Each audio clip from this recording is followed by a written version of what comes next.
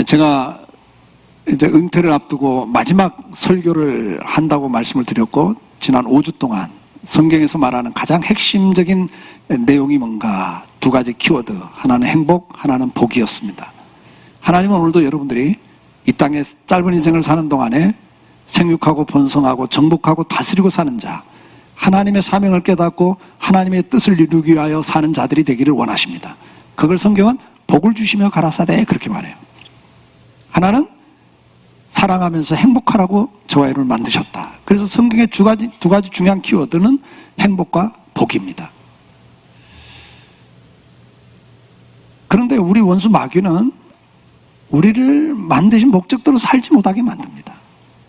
앞서 말씀드린 것처럼 마귀는 여러분들을 지옥으로 끌고 갈 수 없습니다. 구원은 하나님의 손에 있습니다. 그러나 여러분들을 만든 목적대로 살지 못하고 불행하게 저주받게 만드는 것은 마귀가 하는 짓입니다.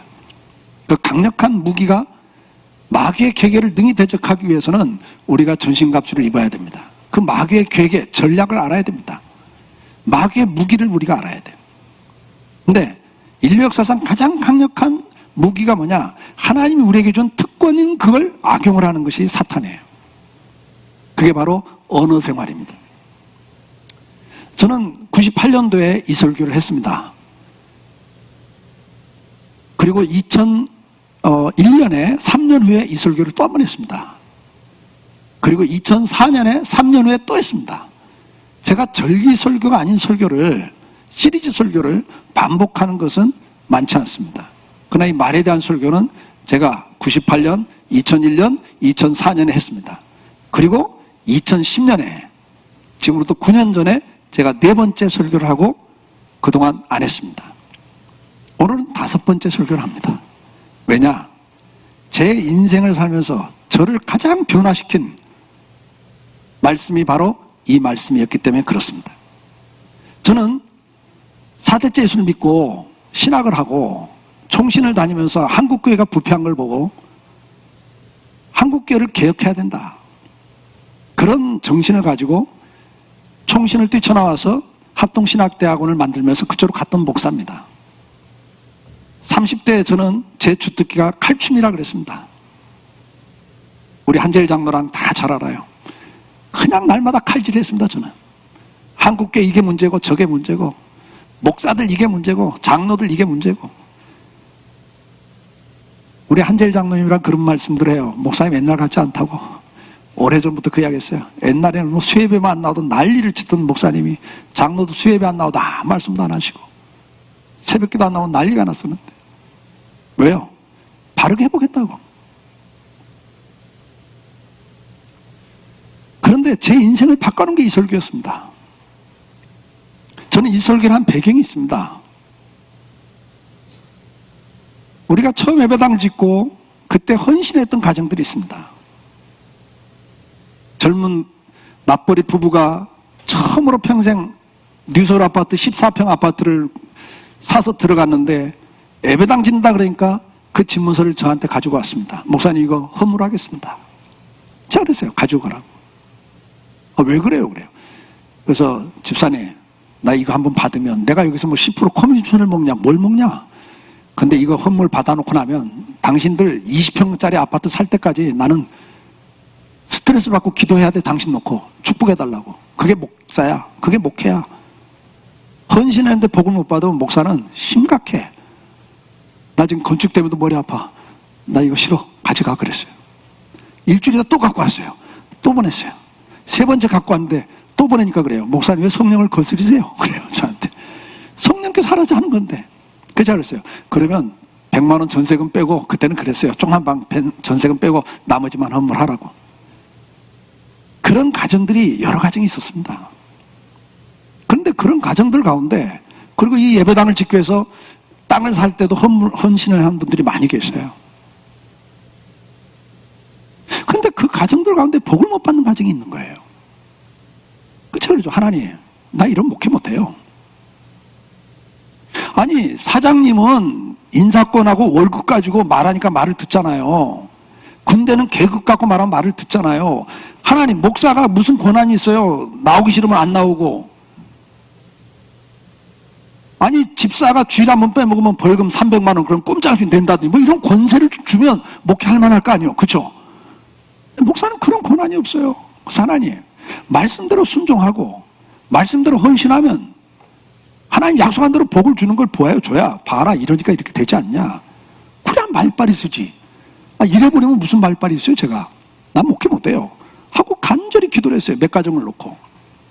근데 기도할 때 성령께서 한 가정 한 가정 축복을 못 받는 이유를 깨닫게 해주셨어요. 그래서 그때 제가 시리즈 설교한 게 삶이 자꾸만 꼬이십니까? 라는 제목으로 시리즈 설교가 들어갔어요. 근데 그 가정 가운데 한 가정이 기도를 하는데 말 때문에 복을 못 받는다고 깨닫게 해주셨어요. 저한테요. 그래서 제가 말에 대한 설교 준비를 해서 한 주 설교를 하려고 준비하다가 말에 대한 성경 구절을 쭉 제가 찾다가 제가 충격을 받기 시작해요. 그리고 한 주 설교가 8주 시리즈 설교가 나왔어요. 그게 지금 하는 설교예요. 그러면서 그 설교 속에 제가 회개를 참 많이 했습니다. 제 인생이 바뀐 설교예요. 거기다가 98년도에 그 다음에 2001년도에 이 설교하고 2004년도에 이 설교했는데요. 여러분 우리 강성교회가 이 효성동에서는 제일 부흥한 교회입니다. 안 믿어지세요? 영광교회를 비롯해서 우리 교회보다 다 먼저 있던 교회인데 강성교회가 이 효성지구에서는 제일 부흥한 교회예요. 근데 그게 언제 부흥이 일어난 줄 아세요?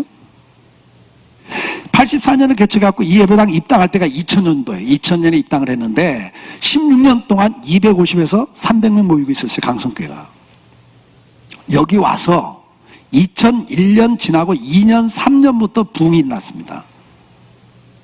그때 뒤에 영광교회도 같이 예배당을 증축했습니다. 저쪽에 조그만 예배당에 있다가 증축을 했어요. 같이. 그런데 우리 교회는요 2002년 지나면서 3년, 4년, 5년에 3배 이상을 부흥했어요. 1000명이 돌파됐어요. 여러분. 제가 그때 지나고 난 다음에 풀로신학교에서 목회학 박사과정을 하게 돼요. 제가 중간에 그만두고 안 했습니다만은.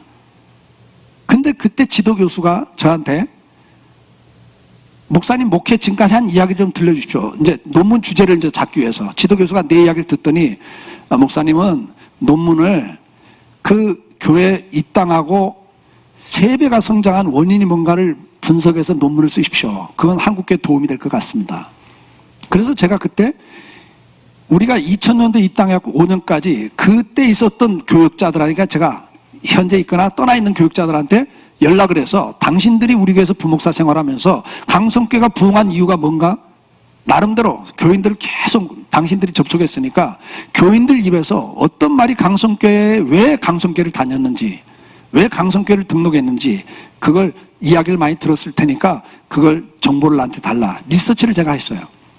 그때 1순위로 나온 게 뭐냐면 목사님 말씀이 좋다.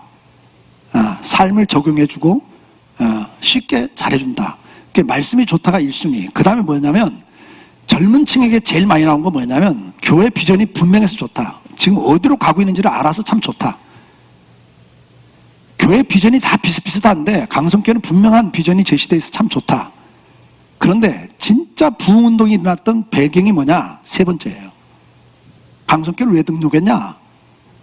분위기가 좋아서 이랬어요. 뭐가 좋아서? 분위기가 좋았어요. 분위기가 좋아서.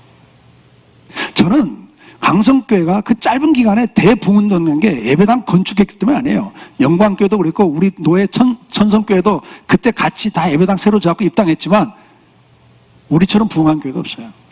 그러니까 저는 그때 논문을 준비하면서 분석을 하면서 이거다.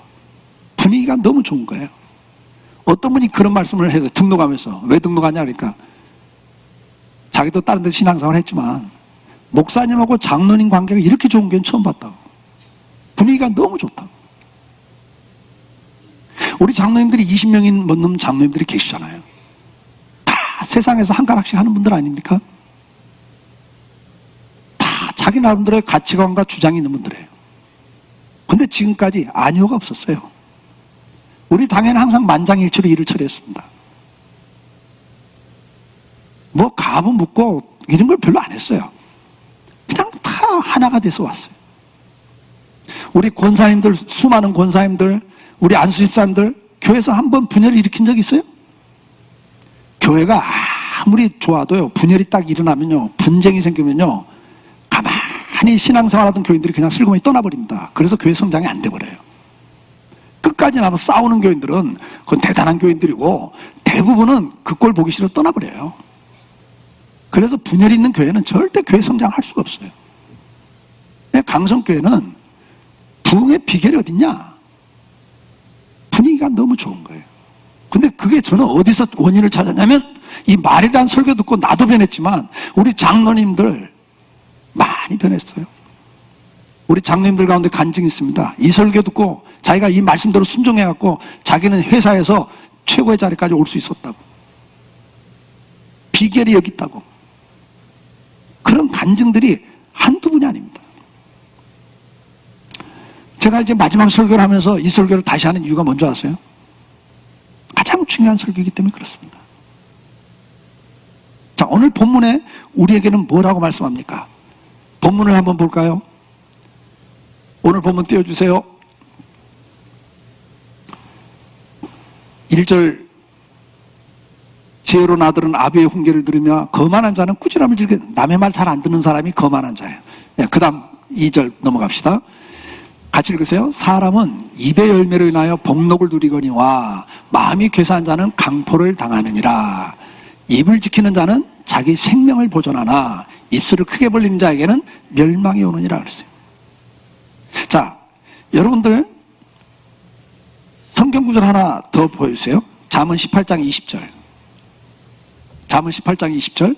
사람은 입에서 나오는 열매로 말미암아 배부르게 되나니 곧 그 입술에서 나는 것으로 말미암아 만족하게 되느니라. 21절이 있어요.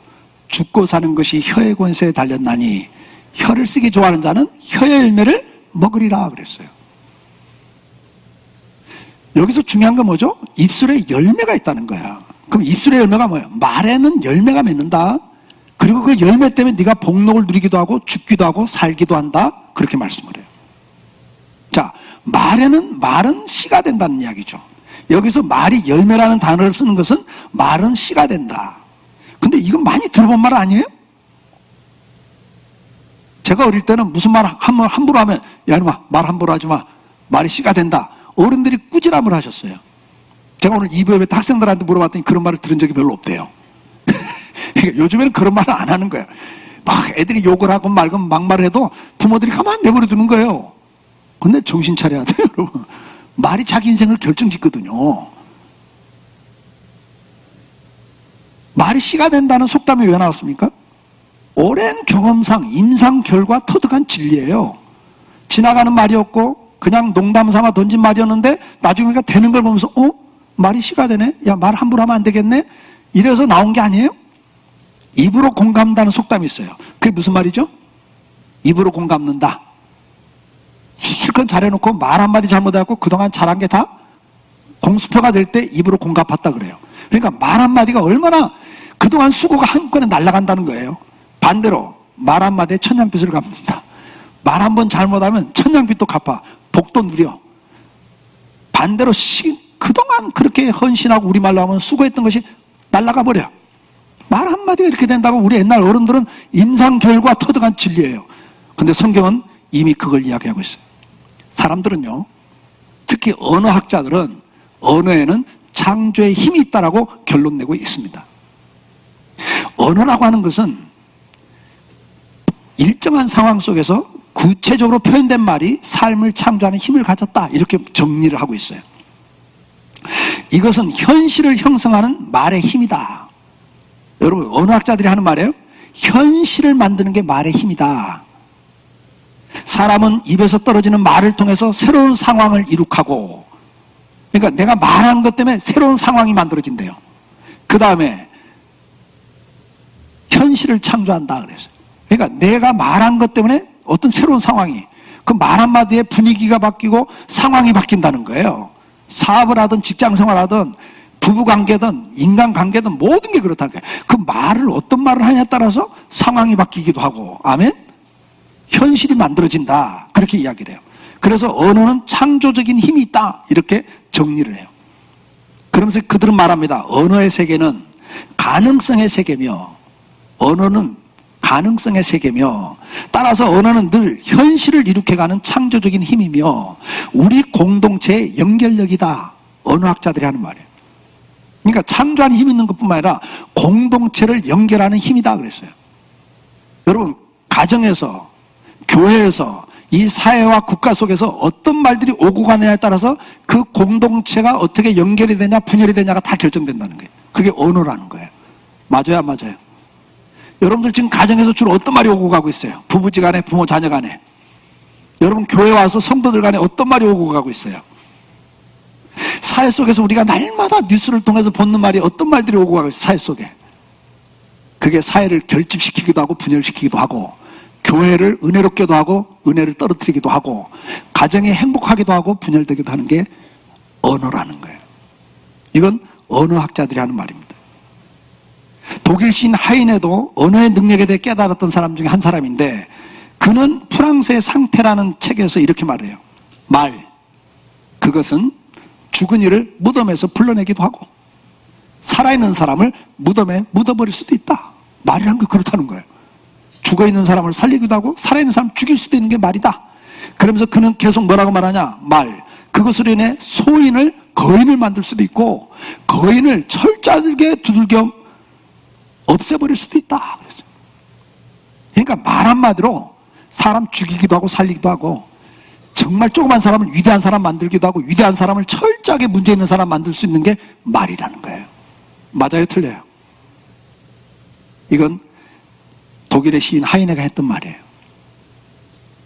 프랑스가 그 국가에서 일어나는 일들을 보면서 그런 거예요. 오늘 우리는 우리 나라 역사에서도 그 유명한 장군들, 정치가들을 모함하고 말을 만들어서 죽여버린 이야기, 역사들이 있어요, 없어요?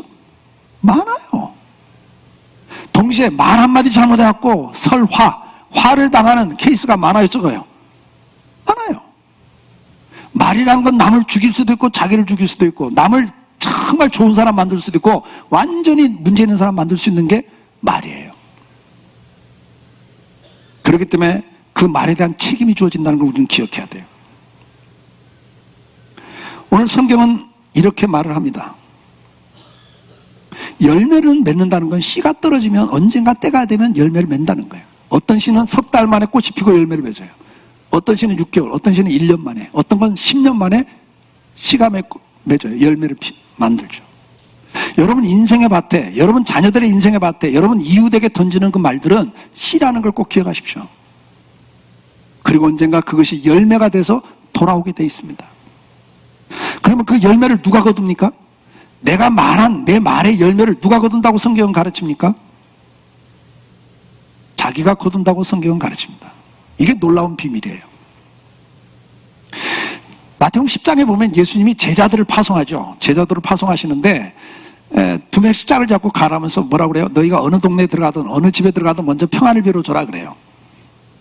근데 그 집이 평안을 받을 집이 안 되면 그게 너희에게 돌아오리라 그래요. 참 희한한 거예요, 이게. 아니 그냥 말을 한 것뿐인데 그게 그 집에 가든 네게 돌아온다는 거예요. 자, 시편 109장 17절 18절 같이 한번 읽어보겠습니다. 그가 저주하기를 좋아하더니 그것이 자기에게 임하고 축복하기를 기뻐 아니하더니 복이 그를 멀리 떠났으며 또 저주하기를 옷 입듯 하더니 저주가 물같이 그의 몸속으로 들어가며 기름같이 그의 뼛속에 들어갔나이다. 17절 보세요. 17절 저가 저주하기를 좋아하더니 그것이 내가 저주한 그 사람한테 가는 게 아니라 나한테 온다는 거예요. 내가 남을 축복하는 걸 싫어했어요. 남 복 빌어주는 걸 싫어하고 남 잘 되면 배 아파하고 은근히 허물어뜨리고 깎아내리고 그랬더니 내가 받을 복이 오다가도 멀리 가더라는 거예요. 그러니까 내가 무슨 말을 하느냐가 내 인생을 결정짓는다고 성경은 가르치고 있어요. 자, 베드로전서 3장 9절로 11절인데 베드로전서 3장 9절 한번 같이 읽어보겠습니다. 악을 악으로 욕을 욕으로 갚지 말고 도리어 복을 빌라 이를 위하여 너희가 부르심을 받아 이는 복을 이어받게 하려 함이라. 여기 보면 악을 악으로 욕을 욕으로 갚지 말래요. 상대가 나한테 계속 악을 행해. 나도 갚고 싶죠. 상대가 계속 나를 욕하고 모함하고 나를 완전히 망가뜨리고 있어요. 그럼 여러분들 어떻게 하고 싶어요? 본능적으로 나도 그 사람을 욕하고 싶잖아요. 근데 성경은 뭐라고 말해요? 너 그러지 말고 너는 그 사람에서 복을 빌어줘라 그래요.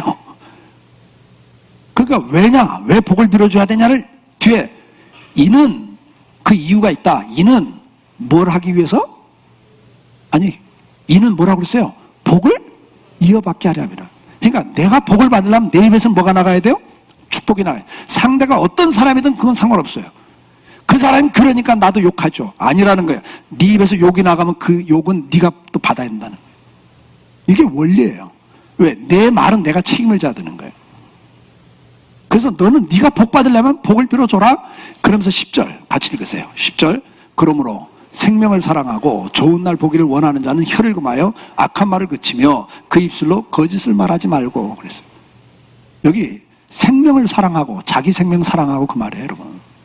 여러분 자기 생명 사랑해요, 미워해요? 막 자살할 생각 지금 갖고 계세요, 누군가? 아니잖아요. 정말 건강하게 오래 살고 싶잖아요. 자기 생명 사랑하는 거예요. 정말 여러분들이 앞으로 장수하고 싶으세요? 근데 장수하는데도 험악한 인생을 사는 게 아니라 좋은 날 보고 살기를 원하세요? 지금 그 말이에요. 여러분들 장수하면서 정말 좋은 날 보고 살고 싶으세요? 싫어요? 그렇다면 하고 첫 마디가 뭐예요? 혀를 금하여 악한 말을 그쳐라 그래요. 말이 이만큼 중요한 거예요, 여러분. 그럼 악한 말이 뭐냐? 이건 다음에 설명할 거예요. 오늘은 서론이니까. 악한 말이 있어요, 여러분. 제가 회개를 제일 많이 한 곳이 악한 말이에요. 목사가 악한 말을 너무 하고 살았더라고요. 그리고 뭐라고 그랬어요? 입술로 거짓을 말하지 말고 그래요. 많은 사람들이 말을 할 때, 특히 다른 사람에 대해서 어떤 말을 하고 어떤 상황을 이야기할 때 대부분은 뭐냐면 자기 경험과 자기가 느낀 거, 자기가 들은 것을 자기 나름대로 해석합니다. 왜? 자기가 아는 경험과 지식으로 해석이 되어 있기 때문에. 그런데 그것을 사실인 것처럼 말을 해요. 그건 거짓말이에요. 그것 때문에 누군가가 죽어요. 누군가가 명예훼손을 당하고 누군가 그것 때문에 인생을 포기하고 자살을 해요. 누군가가 피눈물을 흘려요. 그게 결론은 악한 말이면서 동시에 이게 결론은 자기가 좋은 날을 못 봐요. 11절 같이 읽어보겠습니다. 11절. 악에서 떠나 선을 행하고 화평을 구하며 그것을 따르라. 그러니까 좋은 날 보고 살고 싶으면 말부터 바꿔라. 그 다음에 악에서 떠나고 선을 행하라. 그러면서 화평을 구하라 그랬어요. 네가 정말 좋은 날 보고 살고 싶으면 화평을 구해야지 자꾸 분열을 일으키고 분난을 만들면 그것은 내 인생에 도움이 안 돼요. 자, 야고보서 3장 6절 말씀 같이 읽습니다. 혀는 불이요 불의의 세계라. 혀는 우리 지체 중에서 온몸을 더럽히고 삶의 수레바퀴를 불살라니 그 사르는 것이 지옥불에서 나느니라 그랬어요. 혀가 불이래요. 근데 이 말이 결국은 자기를 더럽혀요. 다 말에서 결정돼요. 그 다음에 말이 자기 인생의 수레바퀴를 불태운대요. 이 성경 기록될 때 수레바퀴는 나무로 된 거잖아요, 옛날에. 여러분 생각해보세요. 잘 달리던 요즘 자동차가 고속도로 잘 달려서 타이어가 펑크가 나버리면 어떻게 돼요? 중상 아니면 사망이죠. 내 인생이 잘 나가다가 문제가 생겨 생각해 보셔야 돼요. 말 때문이라는 거야. 근데 그 말이 어디서 와요? 지옥에서 나온대요, 지옥에서. 다시 말하면 마귀가 줘요, 마귀가 그런 말을 하게 한단 말이죠. 그 케이스를 제가 하나 예를 드는 건 성경입니다. 민수기 20장 10절로 12절 말씀 같이 읽어봅니다. 모세와 아론이 회중을 그 반석 앞에 모으고 모세가 그들에게 이르되 반역한 너희여 들으라. 우리가 너희를 위하여 이 반석에서 물을 내랴 하고 모세가 그 손을 들어 그 지팡이로 반석을 2번 치니 물이 많이 솟아나오므로 회중과 그들의 짐승이 마시니라. 여호와께서 모세와 아론에게 이르시되 너희가 나를 믿지 아니하고 이스라엘 자손의 목전에서 내 거룩함을 나타내지 아니한 고로 너희는 이 회중을 내가 그들에게 준 땅으로 인도하여 드리지 못하리라 하시니라 그랬어요. 여러분, 모세는 40년을 충성했어요. 하나님께서 이스라엘 온 집에서 가장 충성된 자라고 인정했던 분이 모세예요. 예수님이 변화산에서 변화될 때 구약 시대를 대표한 두 인물이 나타나는데 모세와 엘리야. 모세가 그런 분이에요. 그런데도 그가 가나안 땅은 못 들어가요. 가나안은 축복의 상징인데 40년을 충성했는데도 요 무리바 사건 하나 때문에, 내 거룩함을 나타낸 이거 하나 때문에 너와 아론은 가나안 땅 못 들어간다 이래버린단 말이죠. 그러면 모세가 못 들어간 이유가 뭐냐 이거죠. 그 다음 구절 한번 보여주세요. 어떤 분은 이걸 이렇게 해석하기도 해요. 같이 읽어봅니다. 여호와께서 모세에게 말씀하여 이르시되 지팡이를 가지고 내 형 아론과 함께 회중을 모으고 그들의 목전에서 너희는 반석에게 명령하여 물을 내라 하라.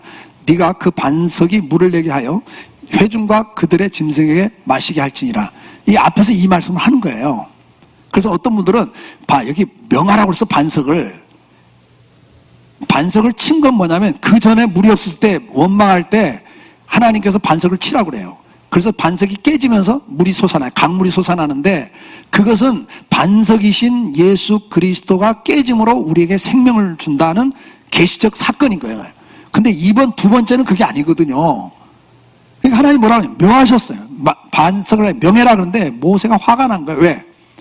걸핏하고 원망하고 책임을 자기한테 돌리고 그러면서 이제 막 돌을 들어서 죽이자, 저거 사기꾼이다, 왜 가나안 땅 데리고 들어간다고 끌고 나오던 이 고생을 시키냐, 저거 사기꾼이다, 돌로 쳐 죽이고 우리 새로운 지도자 세우자 막 이러고 나오니까 모세도 화가 나죠. 그래서 여기서 어떻게 해요? 반석을 2번 때렸어요. 물이 나왔어요. 그래서 어떤 분은 이것 때문에 거룩함을 나타내지 않은 거다 이렇게 해석하기도 해요. 근데 성경에 답이 있어요. 시편 106장 32절 33절. 성경은 성경으로 해석을 해야 되니까 같이 읽으세요. 그들이 또 무리바물에서 여호와를 노하시게 하였으므로 그들 때문에 재난이 모세에게 일어난. 여기 보세요. 다시 보여주세요. 잘 보세요 여러분. 이 무리바 사건 때문에 모세가 가나안을 못 들어가는데 시편은 그걸 뭐라고 그래요? 재난이 모세에게 임했다 그래요. 분명한 건 뭐예요? 가나안은 축복입니다 여러분. 40년을 충성하고도 가나안의 축복을 못 누려. 구원은 받지만 축복을 못 누려. 이건 모세도 예의가 없어요. 하나님 앞에서는요. 그런데 이 여호와를 노하시겠다. 그래서 재난이 모세에게 임했다. 그런데 그 이유가 뭐냐를 33절에 설명을 해요. 같이 읽어볼까요? 33절. 이는 그들이 그의 뜻을 거역함으로 말미암아 모세가 그의 입술로 망령되이 말했습니다. 그러니까 성경은 답을 말해요. 하나님의 거룩함을 나타내지 않았다고 민수기에 말하는데 그게 뭐냐니까 말로 망령된 말을 했다. 그러면 민수기 20장 아까 그 말씀으로 다시 돌아가 보면 말이 무슨 말입니까 여러분? 말이 뭐예요? 우리가 물을 내라 이래버려요. 그러니까 모세도 화가 나가지고 하나님이 물을 내는 건데, 야 하나님 물 주신다고 그랬어, 물 주실 거야 이래야 되는데 화가 나갖고 자기를 원망하니까 뭐 물 내봐? 물 또 달라고? 또 줘봐? 그냥 화가 나서 한마디 한 거예요. 우리가 물을 내라 이래버리거든요. 근데 이 말이 하나님의 영광을 가리는 망령된 말이라는 거예요. 이 한마디에 재난이 모세에게 임했어요.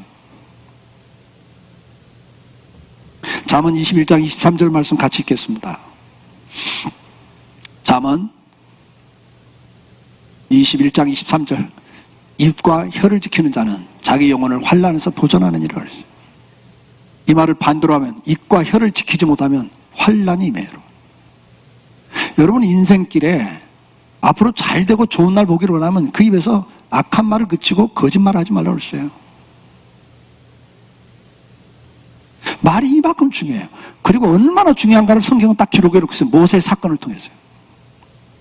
그렇다면 왜 말 안 대로 되는가, 열매를 맺는가를 우리는 알아야 하는데 언어학자들은 그 능력의 근원을 아직도 모르고 있죠. 근데 성경 이사야 57장 19절 말씀 같이 읽어봅니다. 입술에 열매를 창조하는 자 여호와가 말하노라. 먼데 있는 자에게든지 가까운 데 있는 자에게든지 평강이 있을지어다. 평강이 있을지어다. 내가 그를 고치리라 하셨느니라. 하나님이 자기를 우리에게 계시하면서 나는 전능한 하나님, 창조의 하나님, 심판의 하나님, 뭐 사랑의 하나님, 공의 하나님, 수없는 표현을 쓰는데 이사야 57장에서는 나는 입술의 열매를 창조하는 하나님이다 그래요. 근데 여기 창조란 단어는 바라라는 단어인데 이건 창세기 1장에 쓰는 단어예요. 하나님에게만 쓰는 단어예요. 왜? 이 창조는 무에서 유를 만드는 창조를 말해요. 우리 인간은 무에서 유를 못 만들어내. 과학자들이 새로운 신물질을 개발했습니다. 그건 다 뭐예요? 이미 있는 분자 원소를 분해하고 융합을 시키고 다른 것과 섞고 아니면 그렇게 나눠서 뭔가 새로운 걸 만든다고 그러는데 그건 창조가 아니에요. 기존에 있는 걸 새롭게 만드는 거죠.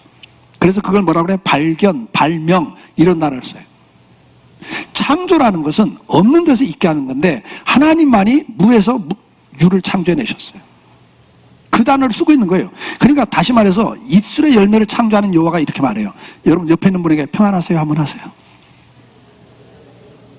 지금 여러분 옆에 없는 먼 데 있는 자녀들 생각하시고 부모님 생각하면서 평안하세요 하세요. 그러면 내가 말하면 하나님 뭐라고 그래요? 내가 그를 고치리라 그다음에 평안하도록. 내가 능력이 있는 게 아니라 내가 말하면 하나님을 대신해서 만든 만물의 영장이기 때문에 우리에게 그 권세를 주는 거예요. 하나님 책임을 져주는 거예요. 내가 말하면 하나님이 그걸 들으시고 그대로 고쳐주마 그러는 거예요. 내 능력과 상관없고 내 재능과 관계가 없어요. 내가 소유한 것과 상관없어요. 말은 나와 상관없이 내가 말하면 그 말을 들으시는 하나님이 함께 하신다는 말이에요. 믿으십니까? 그런 권세를 우리에게 준 거예요. 그걸 정결권이라 그래. 회사에서는 사장의 권세를 대신 네가 이건 결제해. 근데 마귀가 이걸 알고 이 정결권을 잘못 쓰게 만드는 게 마귀가 하는 짓이에요. 자, 성경에 말의 그 열매가 어떻게 맺는가를 사건으로 보여주는 게 민수기 13장 31절 33절입니다. 같이 읽어보겠습니다. 그와 함께 올라갔던 사람들은 이르되 우리가 능히 올라가서 그 백성을 치지 못하리라. 그들은 우리보다 강하니라 하고 이스라엘 자손 앞에서 그 정탐한 땅을 악평하여 이르되 우리가 두루다니며 정탐한 땅은 그 거주민을 삼키는 땅이요 거기서 본 모든 백성은 신장이 장대한 자들이며 거기서 네피림 후손 아낙 자손의 거인들을 보았나니 우리는 스스로 보기에도 메뚜기 같으니 그들이 보기에도 그와 같을 것이라. 이건 정탐꾼 이야기죠. 자, 정탐꾼들이 갔다가 와서 보고를 하는데 12명 가운데 10명이 뭐라고 그래요? 들어가면 다 죽습니다. 그리고 우리 처자식은 노예로 팔릴 겁니다. 그 땅은 사람 살 땅이 아닙니다라고 악평을 해버려요. 근데 하나님은 축복의 땅이라고 들어가라고 하는데 여호수아 갈렙 두 사람만 아닙니다. 그들이 아무리 장대하다 할지라도 우리가 들어가라고 했기 때문에 순종만 하고 들어가면 하나님이 책임을 집니다. 저들은 우리 밥이 될 겁니다. 이렇게 말을 해요. 근데 이스라엘 백성들이 10명의 말을 들어버려요. 그래서 제가 그러잖아요. 다수결 너무 좋아하지 말라고. 다수의견이니까 저 말을 들어야 되겠다. 그런데 그들이 아니 애굽에서 노예 생활하다 가나안 땅의 축복을 정말 얼마나 간절히 사모했어요. 근데 들어가면 다 죽는다니까 얼마나 희망이 무너지니까 허탈하고 절망이고 그래서 원망이 터져 나와요. 그러면서 그들이 뭐라고 말을 합니까? 그들이 말을 해요. 민수기 14장 2절 3절 같이 읽어보세요. 이런 말을 해요. 이스라엘 자손이 다 모세와 아론을 원망하며 온 회중이 그들에게 이르되 우리가 애굽 땅에서 죽었거나 이 광에서 죽었으면 좋았을 것을 어찌하여 여호와가 우리를 그 땅으로 인도하여 칼에 쓰러지게 하려 하는가. 우리 처자가 사로잡히리니 애굽으로 돌아가는 것이 낫지 아니하랴. 이러면서 모세를 향하여 돌을 치기 시작하면서 우리가 모세 죽이고 새로운 지도자를 세워서 애굽으로 돌아가자 이렇게 만들어버려요. 근데 여기서 중요한 게 뭐냐면 이스라엘 백성이 한 말이에요. 2절 보여주세요. 이들이 이런 말을 해요. 가나안 들어가서 칼에 전쟁에 죽을 바에야 차라리 광야에서 미리 죽어서 얼마나 좋았을까. 그 험악한 꼴 안 보고 얼마나 좋았을까 그 말을 한 거예요. 그러면 광야에서 죽었으면 좋았을 걸 그 말이 본심입니까? 지금 홧김에 한 말입니까? 여러분 볼 때 이 사람들이 정말 본심으로 죽고 싶었을까요? 아니요. 들어가면 죽는다는데 진짜 죽고 싶으면 어차피 죽을 거 들어가다 죽자 뭐 이랬을 건데 살고 싶으니까 돌아가자 그런 거 아니에요. 그러니까 그들의 마음은 살고 싶은 거야. 근데 말은 어떻게 나와요? 죽었으면 좋았을 걸 이렇게 말을 해버린단 말이죠. 근데 이 말에 대한 하나님의 반응이에요. 28절 29절 참 무섭습니다 여러분. 말이 이렇게 무서운 거예요. 시작. 그들에게 이르기를 여호와의 말씀에 내 삶을 두고 맹세하노라. 너희 말이 내 귀에 들린 대로 내가 너희에게 행하리니 너희 시체가 이 광야에서 엎드려질 것이라. 너희 중에서 20세 이상 된 자로 계수된 자 곧 나를 원망한 자 전부가 그래요. 여호수아 갈렙만 들어간다 그래요. 그러면서 뭐라고 그래요? 20세 이상 된 자는 정탐꾼의 말을 듣고 거기에 부안해동한 건 자기 책임이라는 거예요. 20세 이상 된 사람. 그러니까 여호수아 갈렙처럼 하나님 말씀을 선택할 거냐 정탐꾼의 말을 선택할 거냐는 본인들의 몫이고 그 말을 듣고 하나님을 원망하면서 돌아가자고 했던 사람, 그러면서 그들이 뭐라고 그래요? 광야에서 죽었으면 좋았을 걸 그랬는데 너희 말이 내 귀에 들린 대로 나는 할 거다. 그러니까 20세 이상 된 자는 다 광야에서 죽어라 그래요. 여러분, 말이란 건 이런 거예요. 어떤 사람이 이런 말을 하죠. 부부지간에도 홧김에 한 말이야. 사람이 흥분하면 무슨 말을 못해. 근데 하나님 그렇게 말씀하잖아요. 네가 20살이 넘었다면 네가 말한 건 네가 책임을 져야 된다. 그리고 마귀는 우리를 격동시켜요. 이제 다음 주부터 이제 구체적인 말씀을 나눌 겁니다. 나도 모르게 말을 하게 만들어요. 홧김에. 모세도 홧김에 한마디 던진 게 주님이 물 주신다고 그랬어. 이러면 좋은데 내가 물 내봐 한번? 이러다가 그냥 재난이 그에게 임해버린 거예요. 사랑하는 성도 여러분, 여러분 주변에 여러분 자신을 잘 보세요. 긍정적이든 부정적이든 우리 삶은 지난날 우리가 했던 우리의 말과 깊은 관계가 있습니다. 그리고 지금 현재 여러분들이 주로 쓰는 말들은 앞으로 여러분 인생을 결정짓습니다. 주변에 있는 사람들을 한번 살펴보십시오. 절망적인 말을 많이 하는 사람이 소망 있는 삶을 사는 거 보셨습니까? 말이 거친 사람이 평안한 삶을 사는 걸 보셨습니까? 더러운 말을 많이 하는 사람이 깨끗한 삶을 사는 거 보셨습니까? 부정적인 말을 많이 하는 사람이 긍정적인 삶을 사는 거 보셨습니까? 비판을 일삼는 사람이 다른 사람들로부터 칭찬과 인정을 받는 걸 보셨습니까? 남을 무시하는 말을 많이 하는 사람이 존경받고 사는 거 보셨어요? 없습니다, 여러분. 왜요? 오늘도 자기가 말한 대로 자기 인생이 되기 때문에. 남을 비판하는 사람이 어떻게 다른 사람들의 인정을 받아요? 칭찬 못 받아요, 이 사람은요. 남을 무시하는 사람인데 어떻게 존경을 받아요? 자기 말한 대로 자기 인생이 되거든요. 오늘 우리 다시 한번 베드로전서 3장 10절을 다시 한번 여러분 기억하셔야 돼요. 베드로전서 3장 10절 말씀 다시 한번 읽읍시다. 그러므로 생명을 사랑하고 좋은 날 보기를 원하는 자는 혀를 금하여 악한 말을 그치고 그 입술로 거짓을 말하지 말고. 아멘. 결론입니다. 오늘은 우리는 말이 얼마나 중요한가를 깨닫는 걸로 오늘은 결론 나면 좋겠습니다. 말에는 능력이 있습니다. 내가 능력이 있어서가 아니라 내 말을 들으시고 그대로 하시는 하나님이 계시기 때문입니다. 하나님 우리 기도만 들으시는 것이 아니라 우리의 범사의 모든 말들 다 듣고 계십니다. 그리고 그 말이 긍정적이든 부정적이든 그 말에 대한 열매를 본인이 거두도록 하나님은 하고 계십니다. 여러분 지금 인생에서 누림이 있습니까? 아니면 빼앗김이 있습니까? 일이 잘 되고 있습니까? 아니면 나도 모르는 사이에 뭔가 자꾸 무너지는 일들이 있습니까? 나의 말과 지금 내 인생이 어떤 상관관계가 있는지 이번 한 주간 깊이 묵상해 보시기를 바랍니다. 지금 내가 뿌리고 있는 말들이 내 인생과 자녀들과 주변 사람들의 인생의 밭에 자라고 열매 맺어진다는 사실을 기억하고 사시기를 축복합니다. 다음 주부터는 말의 종류를 제가 설명해 드릴 겁니다. 말에는 두 가지 대상이 있습니다. 첫째는 우리가 하나님을 향해서 말을 하고 삽니다.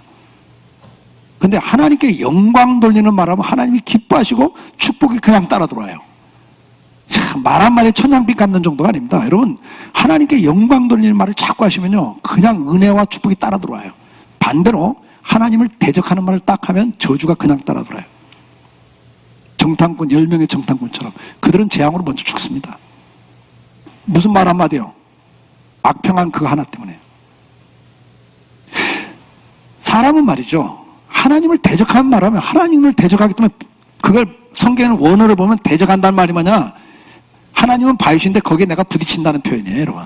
그러니까 계란으로 바위치는 격이야. 그러니까 내가 깨져버려요.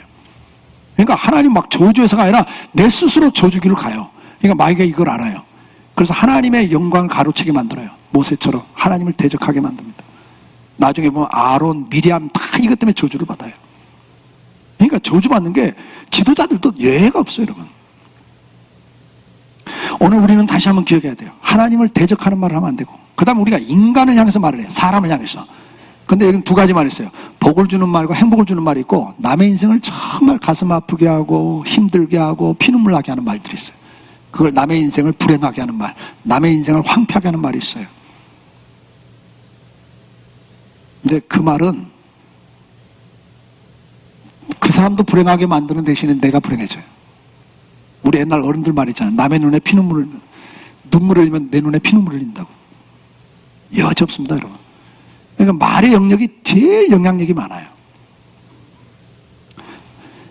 이번 한 주간 묵상하시면서 오늘 내 인생에서 지금 내가 하는 말들이 주로 어떤 말들인가?